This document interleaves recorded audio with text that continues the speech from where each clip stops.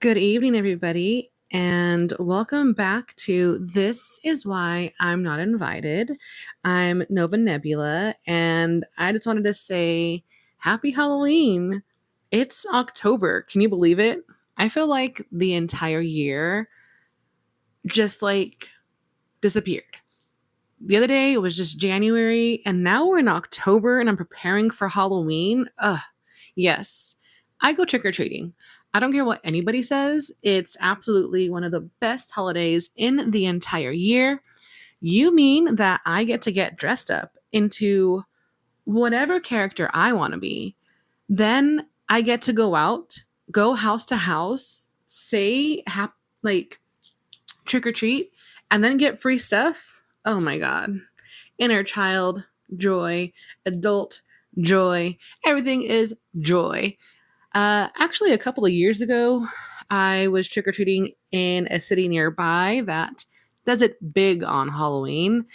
They sadly ran out of candy, but I actually asked the guy for a beer, and he looked at me, then tried to ask me for my ID, which again, it kind of just went down the spiral. And I was like, hey, man, look at me. Look at all my tattoos.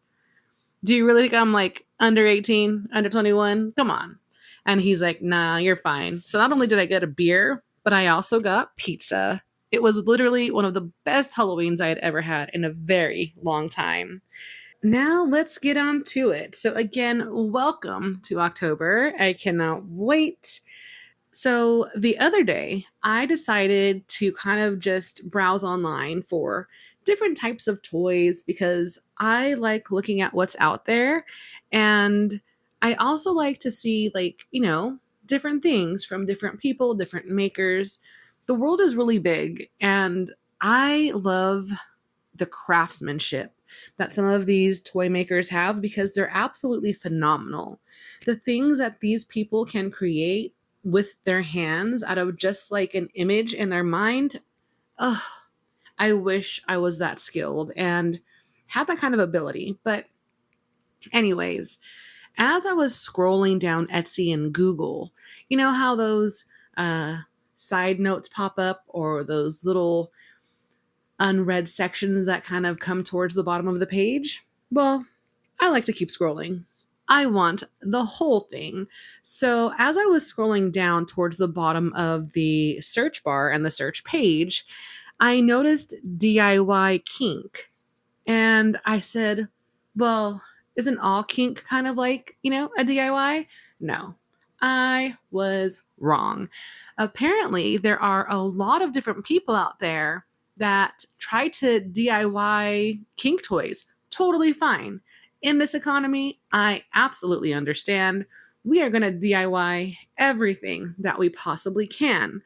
But there are some things that should not be attempted at home ever without research. And today, I'm actually going to share with you some of my favorite stories from the internet about how people decided to do DIY kink toys at home and just completely missed the mark and failed at their expense, which is funny for me. This is one of the few times that my ADHD and my neurospicy self definitely helped me because if I would not have gone down this rabbit hole, I would not be able to bring you the gems that I have to share with you today. I spiraled down a glorious, dark, horrifyingly hilarious rabbit hole of DIY sex toys and disasters. And honestly, I'm grateful for it because one, it made my day, but now I have the luxury of sharing them with you, my favorite people. Be aware that some of these stories that I'm going to share with you today, they are definitely going to make you laugh until your face hurts. Some are going to make you squirm, and the other ones are going to really make you question why. People, why? Why are we like this? Why humanity? Anyways, buckle up. Today, I'm going to talk about golf balls, electric fences, and molten wax. Remember, it's all fun and games until physics, anatomy, and common sense show up uninvited. The first story that I'm going to hit you with today is DIY Anal Bead Edition. Yes, you heard me right.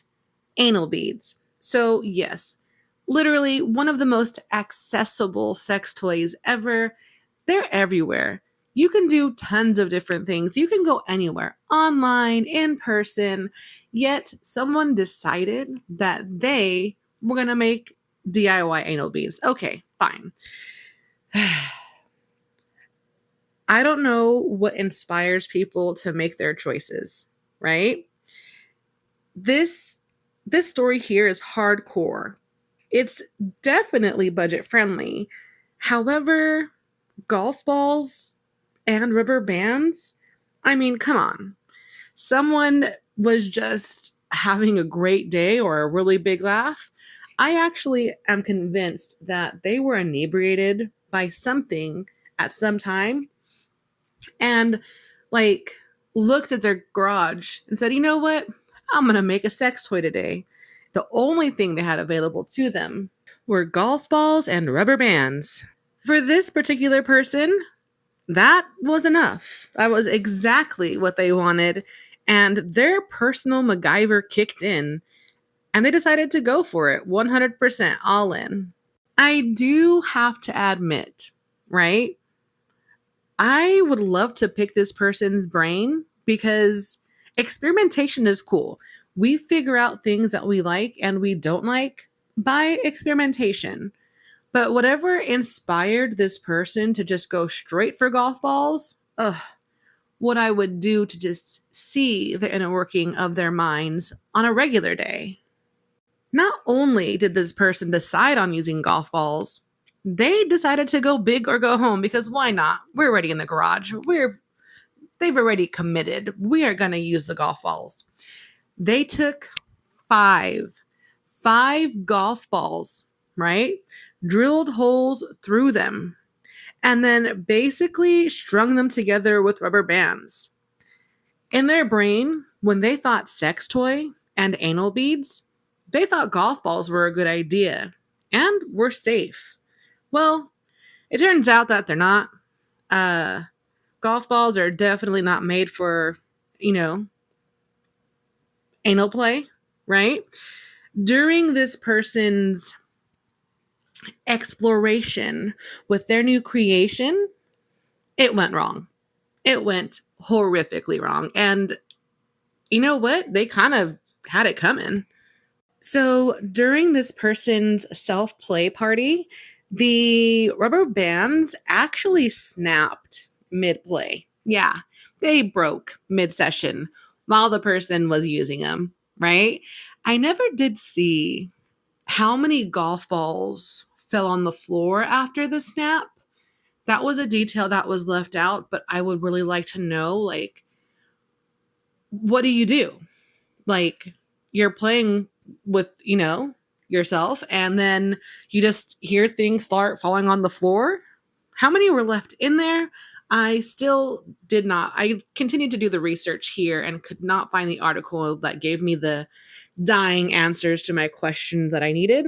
Fortunately for this person, they did not actually get so severely injured that they had to go to the emergency room. They were able to take care of themselves, but I will definitely save you the unnecessary details of cleanup because that cleanup was not easy. I don't understand why we know more about cleanup than we absolutely have to, but trust me, please don't use golf balls and rubber bands. Someone tried it, they failed. Let's leave it at that.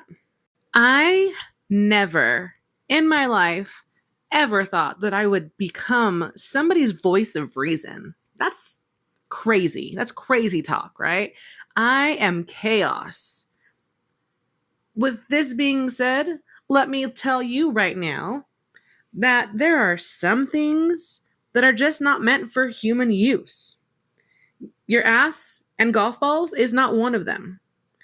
Imagine hard spheres, snapping rubber bands, and a full understanding of why humans invented silicone toys. If I had to make a soundbite of what regret sounded like, it would be screaming, followed by the slow, quiet, undeniably loud crashing of golf balls bouncing on the floor. The huge takeaway here is use body safe, purpose designed toys. Know your limits, right? Experimentation is great, but just know your limits. Understand hygiene. I really hope that those golf balls were clean prior to use, but with the way that that story read, I don't think so. I don't think that they were. You know, anyways, we're moving on from that. Remember, it's absolutely fun to improvise. Please, let's be flexible. However, there's practice and theory. Here's my bit for the day for this story. Leave the golf balls on the golf course and not up your ass. Moving on, my second favorite DIY fail of today involves one of my favorite types of play, electro. Yes, you heard me right. I said electro. In this story that I found via the internet, a person tried to DIY electroplay by using an electric fence. Yes, when I say electric fence, I literally mean that this particular person looked at a literal electric fence on a farmyard and thought, yeah, this is perfect. This is going to be great. It's going to work out so well. I'm down. This person had no safety manual, no personal protective equipment, no professional gear. They were just ambitious, curious, and apparently they have very poor impulse control. They made sure to shock themselves in ways that no one else ever could. Here, they rigged a regulator to the fence power source, and then they attached two probes, one for themselves and one for their partner. Because, hey, I'm going to be generous, right? Sharing is caring. When the two of them were ready and in place, they just said, let's go for it and hit the switch. Every time that the probes actually touched their skin, sparks flew off of their skin, literally. These shocks were intense, unpredictable, and terrifying. Screaming was heard. A lot of screaming. They definitely learned their lesson with this one. It's safe to assume that their neighbors heard them and they called to check to see if everyone was alive. Yes, everyone survived this story. Just putting that out there. Even though these two people survived, they did have to go to the emergency room, right? Go figure, because of the burns that were left on their skin of their genitals. Yes, people, I said genitals. They didn't just decide to use the electric fence on their arm or, maybe their chest or back. They were all in and they had a really embarrassing time explaining to the local emergency room what had actually happened. Just because it makes a humming sound does not mean it's meant for your genitals. High voltage farm equipment should never be looked at, and the idea of an orgasm forming should come from that. It shouldn't, okay? So don't do that. I just think this is hilarious because I personally love electroplay. Electroplay is great. And if you do it right, it's absolutely safe and it takes you where you gotta go. You should always test your equipment, understand the voltages, and respect your body or your partner's body. Use a gear designed for this purpose. DIY high voltage toys are actually very hard to find. Making your own high voltage electric toys, you should not do that because they don't exist for a reason, and that's safety. The risk of trying to make a higher voltage electroplay toy at home is absolutely not worth it. You can kill yourself, and it would be a total accident. You could literally put yourself or your partner into cardiac arrest or hurt yourself or someone else so severely that they have heart complications for the rest of their life. Then there's the burns. If you've never been burnt before, let me tell you that severe burns are literally the worst. I hope that if you ever think about making a DIY high voltage sex toy, you think about this story and decide not to do it. But if you do it, send me your story and all the screenshots and the photos, please. I'm going to use that for my next story about how and why DIY high voltage toys are not the good idea you think it is. The next story for tonight again focuses on rack play and one of my personal favorites, wax. Wax play is amazing when you do it right. It's hot, it's sexy, it's sensual. Unless you try to DIY it yourself with the cheapest material and cheapest candles that you can find. One person, they thought they could create a low melting point homemade wax candle for play. Totally fine. You can probably guess where this went. If I have to give you a hint, it's not in the realm of safe or fun, the way that they thought it would be. For this particular person, they melted paraffin wax, right? We're starting good start. Aiming for a smooth, safe flow. Great. Well, unfortunately, the person did not put more research into wax play than this. The wax burned way too hot because they used the wrong wick inside of it. Because it burned way too hot, the predictability of the wax was hard to call and basically got everywhere. It landed on their skin, it landed on their neck, right? And because they used the wrong wick and they didn't do that research, the wax was so hot that basically every single place that it dripped down on this person created instant second and third degree burns.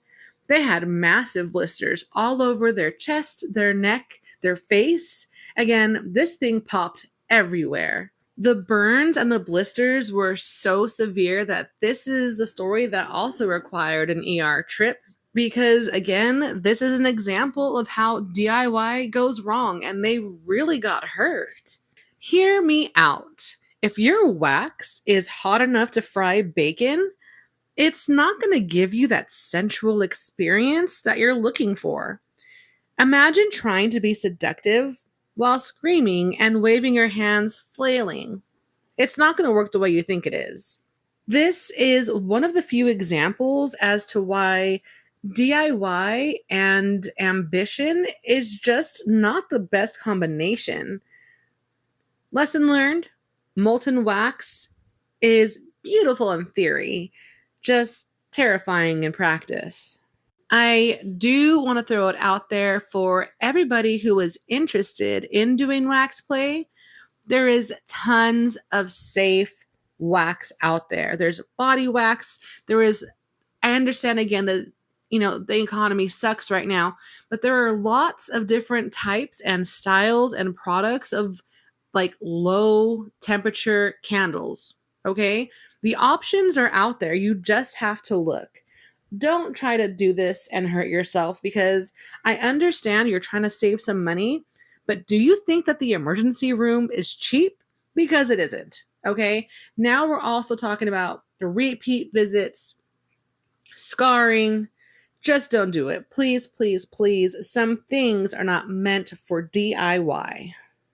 Always test temperatures on yourself first. Make sure that you prepare your space. Make sure that you know the difference between wax types before trying to make wax candles. Know the difference between pleasure and third degree burns.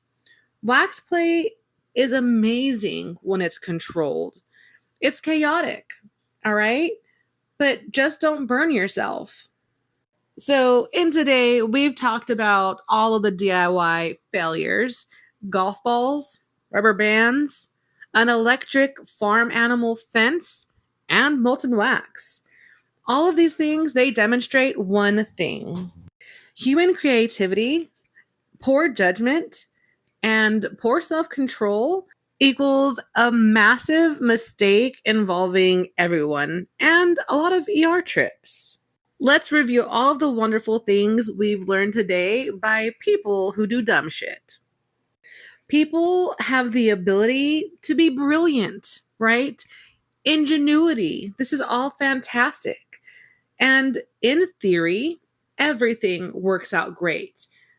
The only things that stand in our way is things like anatomy, physics, and hygiene.